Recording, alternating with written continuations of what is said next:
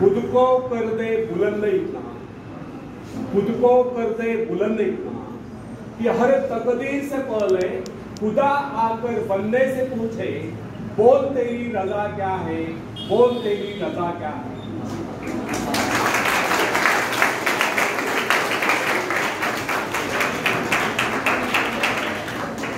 तो फ्रेंड्स, जो व्यक्ति अपने भाग्य का निर्माता है, जो आत्मविश्वासी होता है, उसके प्रति सभी श्रद्धा और सम्मान की भावना रखते हैं।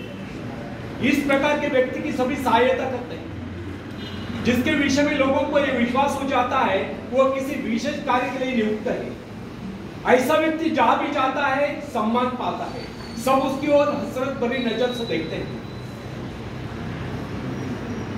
फ्रेंड्स,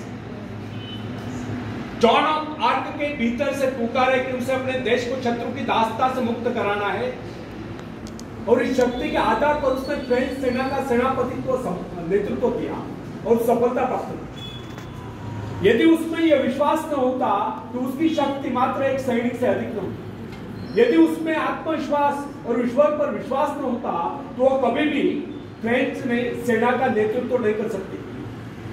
अपने आत्मविश्वास के बल पर ही उस समय वह चार्ज को समझाने में सफल हुई। इस विपत्ति की परिस्थिति में केवल वही इस परिस्थिति में केवल वही देश की सेना का नेतृत्व कर सकती है, इस प्रकार देश की रक्षा कर सकती है।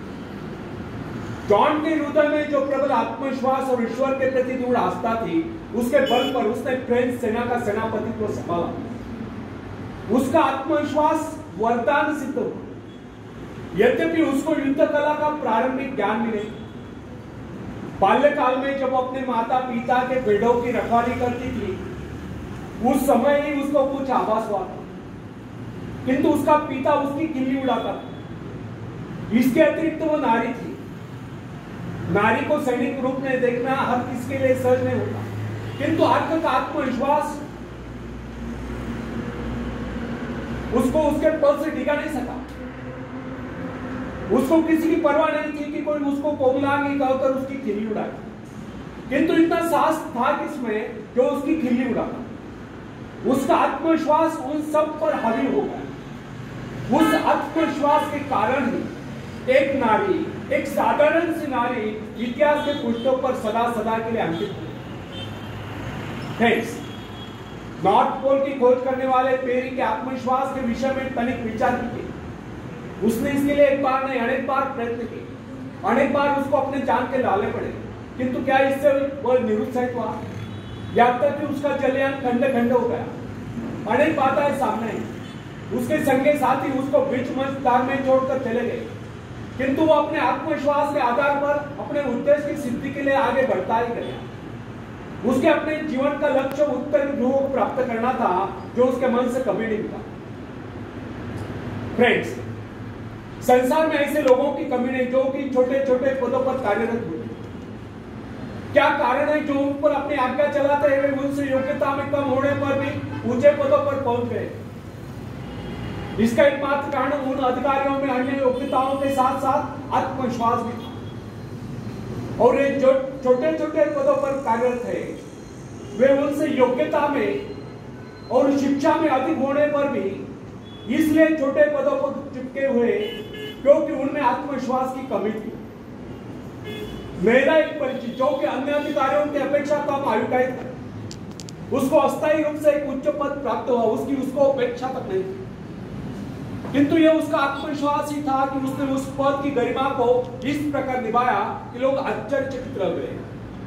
यह उसका आत्मविश्वास ही था कि अनायास प्राप्त उस पद पर उसने सफलता से कार्य किया और उसके स्वामी का, उसके मालिक का उस पर विश्वास दृढ़ हो गया। उसने उसको उसी पद पर स्थायी रूप से, परमानेंट रूप से नियुक्त कर दिया। फ्रेंड्स, यदि मैं असफल रहा तो यह जो प्रश्न यह मनुष्य के जीवन को नष्ट कर देता है, यह भावना कभी अपने मन में उठने ही नहीं देनी चाहिए। असफल रहा तो क्या हुआ, फिर कभी सफलता मिल जाएगी। किंतु आरंभ से यह सोचकर हताश हो जाना उस परमात्मा के प्रति अविश्वास है जिसने आपको उस कार्य को करने की प्रेरणा दी।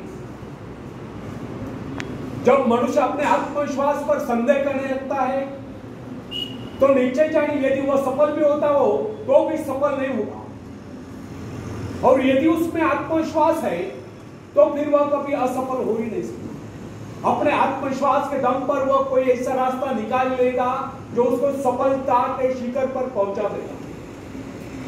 फ्रेंड्स, अपना मूल्यांकन आप करें।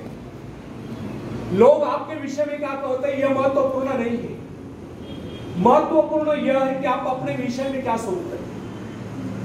यदि आप में पूर्ण आत्मविश्वास है तो फिर लोग कुछ भी कहे, आपको सफल होने से कोई रोक नहीं सकता।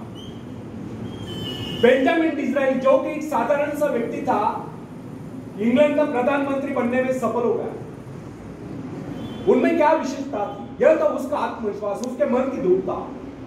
यही कारण था कि महारानी विक्टोरिया भी उसे व्यक्तिगत मित्र जैसा सम्मान देती। कर्नल रूजवेल्ट में क्या विशेषता थी? केवल यही कि उसको थियोडोर रूजवेल्ट पर आगाध विश्वास था, अर्थात उसमें आत्मविश्वास कूट कूट कर भरा हुआ।